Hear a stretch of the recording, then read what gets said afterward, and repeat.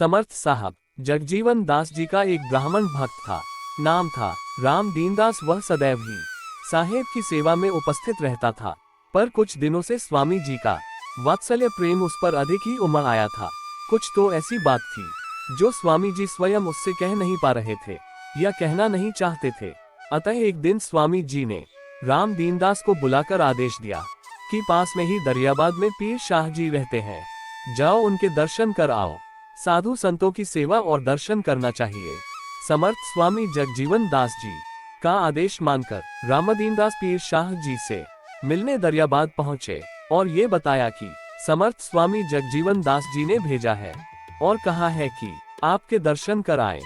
समर्थ स्वामी का नाम सुनकर पीर शाह ने बड़ी आप भगत के पास बैठाया और बोले, रामदीन दास आपकी संपूर्ण आयु 30 वर्ष की है, जिसमें 29 वर्ष 6 माह बीत चुके हैं और अब सिर्फ 6 माह ही बचे हैं।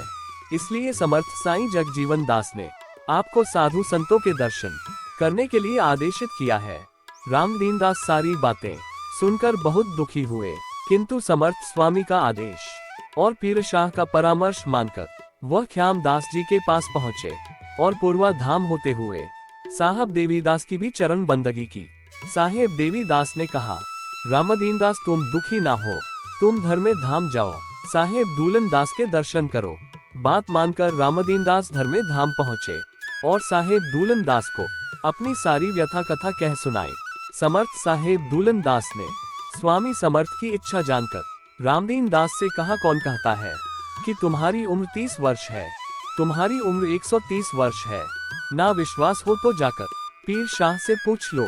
रामदीन दास पुनः ख्याम दास के दर्शन कर साहब देवीदास के पास पहुँचे तो समर्थ देवीदास ने कहा, तुम्हारे ऊपर तो सोमवंशी की अपार कृपा हो गई, जाओ अब आनंद करो। और फिर रामदीन दास पीर साहब के पास पहुँचे तो पीर शाह ने रामदीन दास को देखते ही कहा, साहेब दूलन दास ने तुम्हारी उम्र 130 वर्ष कर दी है, अब तुम्हें कोई भी भय नहीं है, जाओ समर्थ स्वामी जगजीवन दास की सेवा करो और घर में आनंद पूर्वक रहो।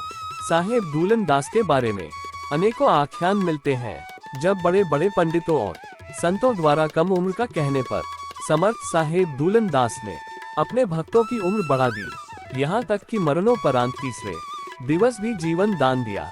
सादर बंदगी।